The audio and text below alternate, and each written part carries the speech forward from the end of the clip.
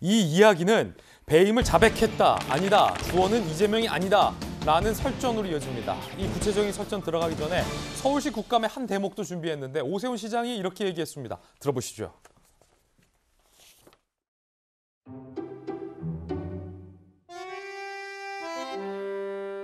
서울시 GBC 사례를 보면 1조 7천억 정도를 환수를 했거든요.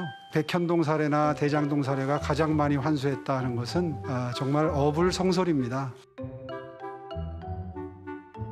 문제점을 좀 쉽게 설명하기 위해서 도표를 준비했는데요. 여기 지금 보시는 것처럼 처음에 사업 구조를 이렇게 짤 때부터 몇몇 특정 민간 투자자들은 엄청난 이익을 얻는 것이 예정돼 있었다. 왜 대장동과 같이 민간 합동으로 추진하지 않으시는지. 서울시로서는 상상조차 할 수 없는 매우 희한하고 상상조차 할 수 없는 일입니다. 다른 지자체가 절대로 배워서는 안 될 사례라는 판단을 하게 됐습니다.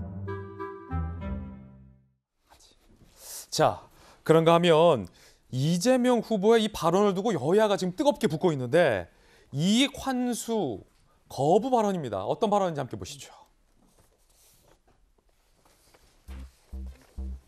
야당에서는 이재명 후보가 배임죄를 자백했다라고 비판하고 있습니다. 2015년 대장동 사업 진행 과정에서 초과 이익 환수 조항 관련해서 실무진에 2차례 건의가 있었는데 이거가 묵살됐다는 거죠.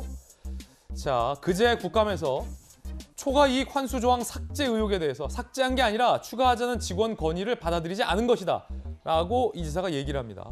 국민의힘은 만천하의 배임 사실을 고백한 것이다 라고 비판을 하고 있는 상황인데요. 이 지사의 이야기 직접 한번 들어보겠습니다. 그제 국감입니다.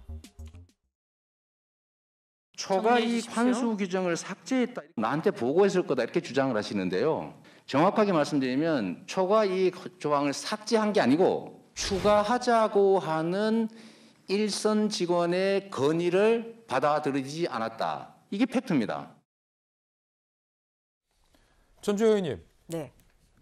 추가하자는 직원의 건의를 받아들이지 않았다. 2차례나. 네. 라는 이 지사의 발언이 왜 배임을 자백했다라고 말씀하시는 거죠? 저는 당연하다고 생각합니다. 왜냐하면 이제 가장 중요한 거는 이 대장동 개발 사업 그 계약서에 추가 이익 환수 조항이 없거든요. 그 없는 게 지금 이거는 뭐 팩트고요.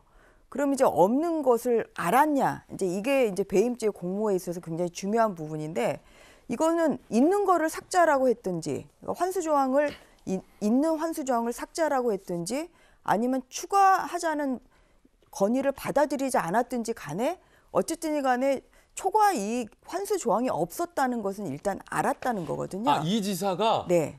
추가 이익 환수 조항을 추가해야 한다. 네. 라는 직원의 건의를 이 지사가 직접 거부했다면 네. 이건 이 지사가 이걸 인지하고서 당연히 알았고 거기에 관여를 하는 거죠. 그리고 이제 이게 저희가 성남시에서 이제 받은 자료들을 보면 이게 2015년도 2월 2일자 그 이 지사가 당시 이재명 시장이 결재한 문건인데요.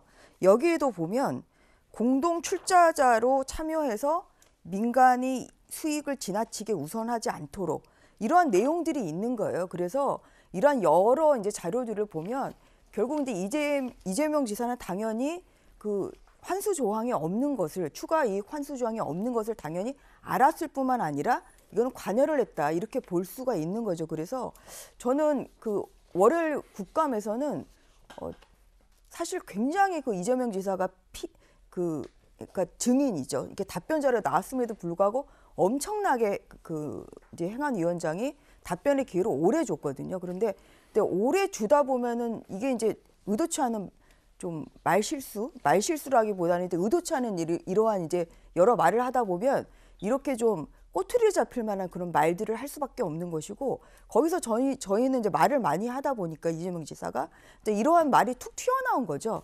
그러니까 결국은 이것은 초과이익 환수 조항이 없는 것에 대해서 본인이 인지하고 있었고 관여했다. 이건 자백입니다. 이건 업무상 배임의 자백이고요. 그렇기 때문에 저희가 줄기차게 요구해온 것처럼 이재명 지사에 대한 조사, 소환이 반드시 필요하다는 것이죠.